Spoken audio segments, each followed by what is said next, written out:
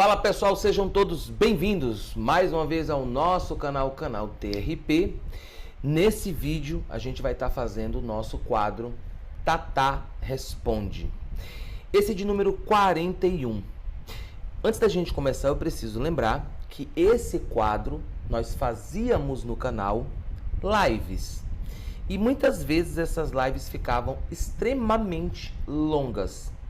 A ideia do quadro é a gente ser muito objetivo e trazer aí resposta para dúvidas que vocês tenham e que colocam muitas vezes ou na aba comunidade, ou em comentários, ou até mesmo através de e-mail. Então, a gente está fazendo vídeo, a gente não vai fazer mais live e vamos tentar ser objetivos ao máximo. Logo depois da nossa intro. Vamos lá?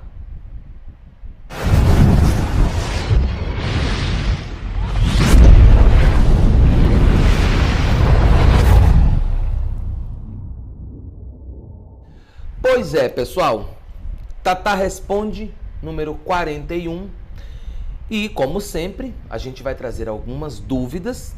Eu geralmente seleciono 3 dúvidas ou 3 comentários aí de alguns inscritos e trago aqui para o canal, sempre mantendo o sigilo com relação ao nickname ou o nome de vocês, ok? Então vamos focar no assunto que é o mais importante. Antes da gente começar, eu vou pedir a você que se inscreva no canal caso não seja inscrito. Obviamente ativa o sininho, deixa seu like e compartilha com o máximo de pessoas, ok? Uma das dúvidas, e a primeira dúvida que chegou até a mim, eu achei bastante interessante, é: como funcionam os trabalhos coletivos? Exemplo, vi um magista oferecendo um ebó para determinado, e quem desejasse participar era só mandar seus dados com comprovante de pagamento de determinada quantia. Os trabalhos feitos dessa maneira são eficazes? Bom, aí a gente tem 2 perguntas e eu já vou responder de prontidão. Primeira questão: quando nós falamos de rituais coletivos e trabalhos coletivos, a primeira coisa que a gente tem que colocar como base é que cada vertente, cada tradição, cada templo, cada magista tem a forma de agir. Então eu não estou aqui para dizer se está certo ou errado. Nós praticamos de uma maneira e é essa maneira que eu vou estar explicando a vocês. Segunda questão. Aqui a pessoa relata que o magista estava oferecendo um ebó. Bom, eu acredito que, e vou colocar como algo que talvez tenha havido uma confusão. Um ebó é algo geralmente muito específico para uma pessoa. E ebó coletivo eu acho muito complicado. Bom, se é eficaz ou não é uma outra questão que infelizmente eu não vou tocar. Mas, como uma base de resposta, eu vou fazer uma pequena abordagem do que nós entendemos como trabalhos coletivos ou rituais coletivos.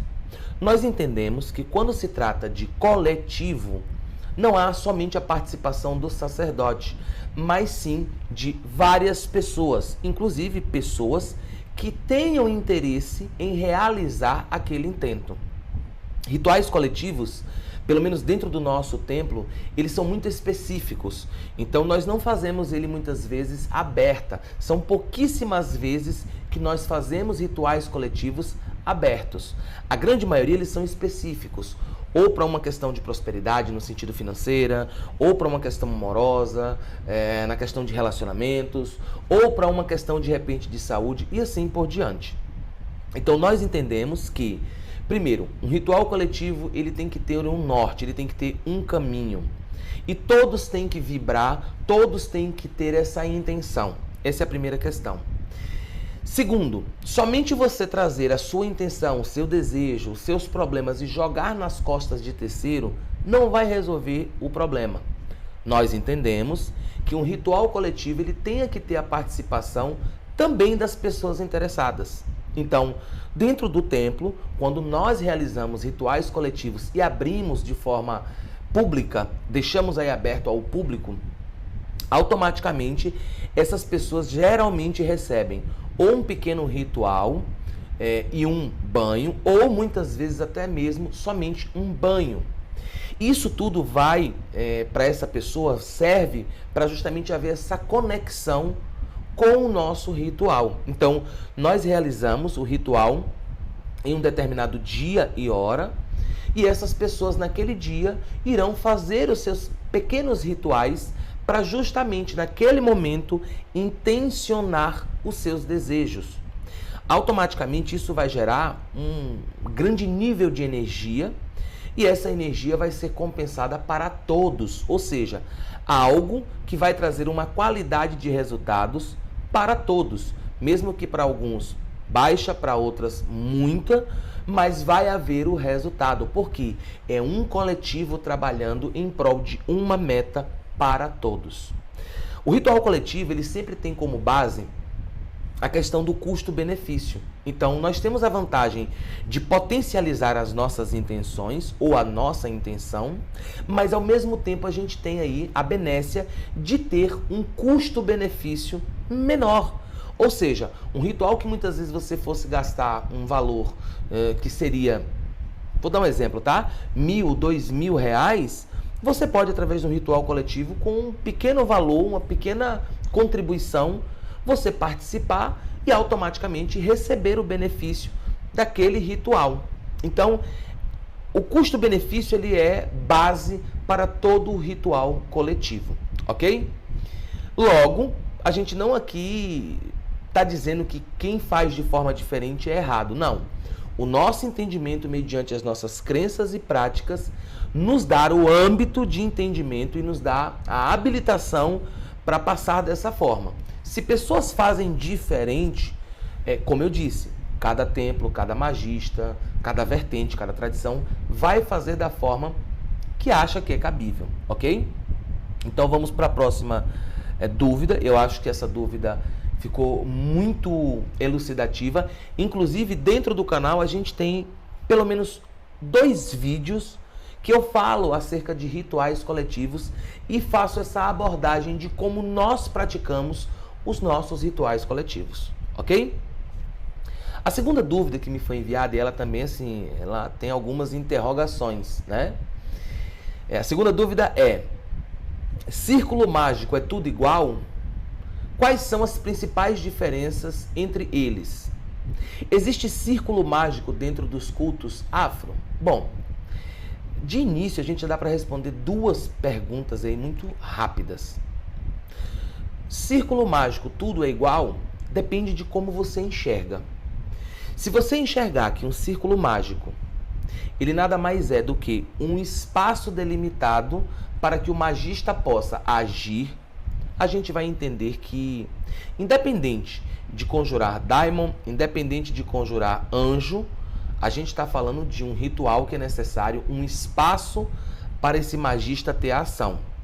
E esse espaço é chamado de círculo mágico. Porém, existem as diferenças. E elas são baseadas mediante as suas vertentes e tradições. Veja, um círculo mágico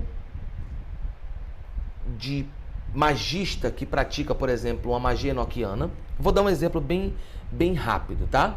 Vamos colocar que exista um círculo mágico de práticas de magia enoquiana e um círculo mágico de práticas de Goécia, por exemplo, né? Obviamente são 2 círculos mágicos, mas eles possuem diferenças. E dentre as vertentes que vão conjurar daimons e vão conjurar anjos, né, vão convocar anjos, a gente vai ter as mais diferentes nuances dentro desse círculo mágico. Algumas utilizam letras hebraicas, outras utilizam nomes divinos, outras fazem, na verdade, somente a delimitação do espaço. Isso vai variar. Então, existe uma variação sim, mas não deixa de ser círculo mágico. A terceira dúvida, e a gente já responde ela meio que até com a primeira, mas eu preciso fazer essa abordagem porque a dúvida ela é pertinente e muitas vezes a gente olha os cultos e a gente não passa um olhar muito, observado, a gente não tem essa observação. A gente acaba por olhar de forma muito simplista e não percebe. A pergunta é, existe círculo mágico dentro dos cultos afros? Bom, como eu disse anteriormente, o círculo mágico é um local, é um espaço delimitado onde o mago, o magista, o praticante, vai agir, vai exercer a sua ação. A gente sempre diz aqui no canal que nesse momento o mago ele traz a sua persona divina, né? Ou sua forma Deus. Alguns até falam que naquele momento o mago é o Deus do círculo. O círculo representando o mundo e o mago é o Deus daquele mundo. De certa forma não está errado, está correto isso. Mas se a gente for analisar, por exemplo, dentro dos cultos afros, a gente vai encontrar círculo mágico? Talvez a gente não encontre o círculo mágico de uma forma ao pé da letra. Mas se a gente pegar a base de que um círculo mágico é basicamente o espaço delimitado de ação do mago, nós vemos isso, por exemplo, dentro da própria Umbanda. A Umbanda ela tem um espaço onde é reservado a assistência, onde aquelas pessoas ali vão passar por passes, muitas vezes vão passar por tratamentos, vão passar por consultas. Então ali a gente tem a assistência e logo após a assistência a gente tem o local de trabalho. Alguns chamam inclusive de Campo Santo. É muito natural, algumas umbandas antigas usavam muito esse termo de que aquele local era um Campo Santo. Antes da gente fazer toda uma abordagem, algumas pessoas vão dizer, mas por que Campo Santo? Porque naquele momento, aquele espaço estava tomado de espíritos, pessoas que tiveram uma vida terrena e que estão agora no lado espiritual, trabalhando em prol da humanidade. Então, Campo Santo. Campo Santo fazendo uma alusão de espíritos de mortos e também por, naquele momento, aquele solo ser sagrado. Mas, voltando à explicação de círculo mágico, então, logo após a assistência, a gente tem o que a gente poderia considerar de espaço mágico, círculo mágico. Sim, naquele espaço a gente tem pretos velhos, caboclos, exus, falangeiros e etc., trabalhando. Logo, automaticamente, naquele espaço se pratica magia, aquele espaço está delimitado para se realizar rituais. Então, se a gente for olhar de uma forma ao pé da letra, não, dentro dos cultos afros, nós não veremos o que é considerado ser, por exemplo, círculo mágico. Mas se a gente tiver um pouquinho mais de abertura em nossos olhos, veremos que não deixa de ser um espaço delimitado de ação daqueles médiuns. Nesse local, após ali a assistência, fica o sacerdote e os médiuns que vão incorporar, atender, dar passes, receitar alguns banhos e muitas vezes até fazer trabalhos como ocorre até mesmo de desobsessão, ok? Por fim, chegamos na última dúvida. Já passamos aí dos 10 minutos com certeza desse vídeo, mas chegamos na última dúvida. Como cultuar o povo cigano em casa? Essa é uma pergunta muito simples e complexa. Simples porque quando a gente fala de povo cigano, a gente está falando de espíritos extremamente livres. Espíritos que acabam se afeiçoando pela simplicidade de como o culto é realizado. Então, qualquer pessoa pode ter culto ao povo cigano sem sombra de dúvidas. Não há nenhuma escravidão e nem até mesmo uma questão de cobrança com relação a esse povo, a esses espíritos. Mas a gente tem que colocar, acima de tudo, em pauta que existem bases. A gente vai ver várias bases dentro da própria Umbanda e quando eu falo várias bases, porque isso vai depender de cada terreiro. Cada terreiro é uma vertente, cada terreiro é uma tradição e ela vai ter a forma, a base, o fundamento de tratar e de cuidar e de até mesmo fazer esse convergir com esses espíritos. Então a gente vai ver várias bases dentro da própria Umbanda, dentro do próprio Catimbó, né? E a gente ainda vai ver algumas casas em dias atuais que são chamadas de tsaras ou charas, aonde possui culto exclusivo a esse povo cigano. Sim, então o ideal é que se busque ter uma base. Porque só assim vai se ter um conhecimento que foi passado de uma pessoa para outra e que se adquiriu com o tempo. Bom, inclusive, até buscar pessoas que já tenham alguns anos de caminhada de entendimento com esse povo, com esses espíritos. Mas isso não impede de você ter o seu pequeno altar cigano que seja em sua casa, você não só prestar culto ali a esse povo cigano, como inclusive ele, além de ser uma proteção para sua residência, ele vai ser um termômetro de como o ambiente vibra de energia. Sim, muitas vezes o próprio altar cigano ele serve como termômetro. Então, em breve a gente vai estar até colocando aqui um vídeo de como você pode montar um altar cigano de forma simples e fácil. É bom lembrar que quando a gente fala de altar cigano, mesmo que você não tenha conhecimento de qual é o seu cigano ou qual é a sua cigana que te exerce uma mentoria espiritual, não há problema de você ter esse altar. O importante sempre é ter a representação de Santa Sara Kali, que é a padroeira desse povo cigano, é o link primordial, e também, se possível, uma imagem de um cigano e uma imagem de uma cigana. Sim, porque ali você está representando a questão das polaridades, passiva e ativa, né? Masculino e feminino. E, por favor, quando eu falo dessa forma, não leve em conta a questão de sexualidade, ok? Então, sim, você pode ter um altar, esse altar não somente ser uma defesa como um termômetro, mas um local de devoção a esse povo cigano, mas o ideal é sempre buscar com pessoas que já possuam culto para que você tenha uma base sólida, sem dúvidas, sem falhas e até mesmo sem fundamentos vagos, ok? Eu espero que tenha ficado extremamente elucidado essas dúvidas que eu trouxe. São dúvidas de vocês. Toda segunda-feira, na aba Comunidade, aqui no canal do YouTube, canal TRP, a gente disponibiliza um espaço para que vocês coloquem as dúvidas. Vocês também podem estar mandando dúvidas através do meu e-mail, que vai estar aparecendo logo aqui embaixo. Inclusive, caso você também queira fazer uma consulta, esse é o e-mail, tataleonardo@hotmail.com.